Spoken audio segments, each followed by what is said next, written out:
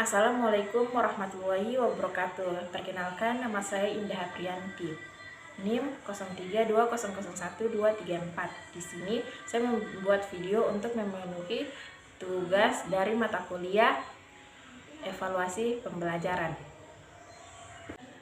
Evaluasi pembelajaran adalah proses yang dilalui oleh seseorang guru untuk mendapatkan data dan informasi tentang hasil pembelajaran agar nantinya bisa dilakukan penilaian dan perbaikan pada pembelajaran selanjutnya. Bentuk-bentuk evaluasi. 1. Evaluasi formatif.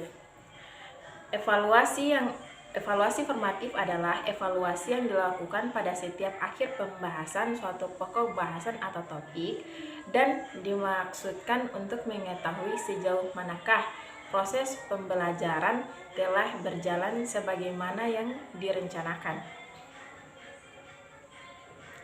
Yang kedua adalah evaluasi sumatif. Evaluasi sumatif adalah evaluasi yang dilakukan pada setiap akhir satu satuan waktu yang di dalamnya tercakup lebih dari satu pokok bahasan dan dimaksudkan untuk mengetahui sejauh mana peserta didik telah dapat berpindah dari satu unit ke unit yang berikutnya. Evaluasi diagnostik.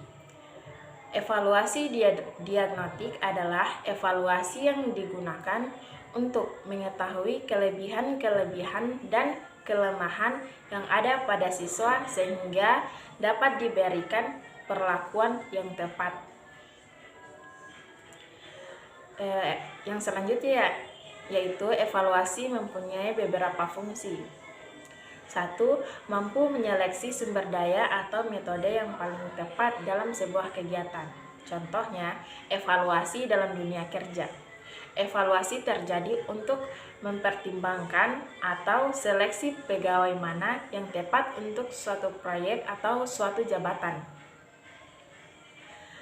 Yang kedua, memperbaiki dan meningkatkan proses tertentu. Contohnya, dengan adanya evaluasi, suatu jadi mengerti bagaimana suatu proses agar berjalan lebih efektif. Selanjutnya, pertimbangan penempatan atau bagaimana mengaplikasikannya.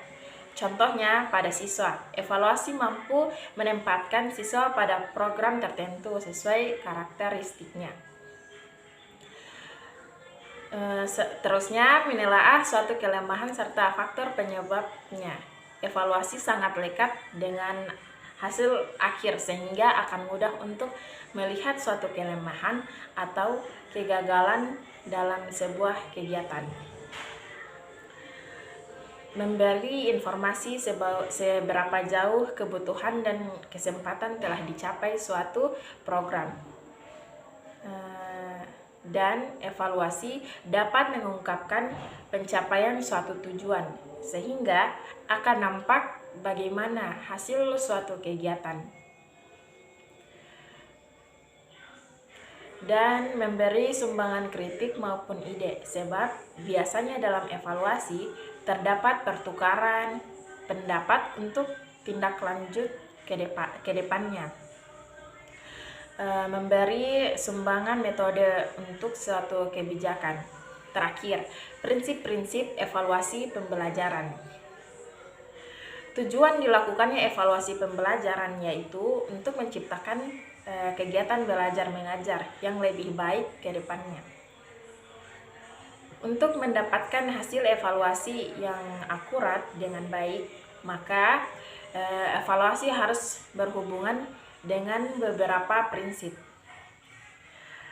Menurut Husnuridloh tahun 2010 adalah beberapa prinsip umum evaluasi pembelajaran seperti 1. Kontinuitas, kedua komprehensif, ketiga kooperatif, 4. Objektif, kelima praktis.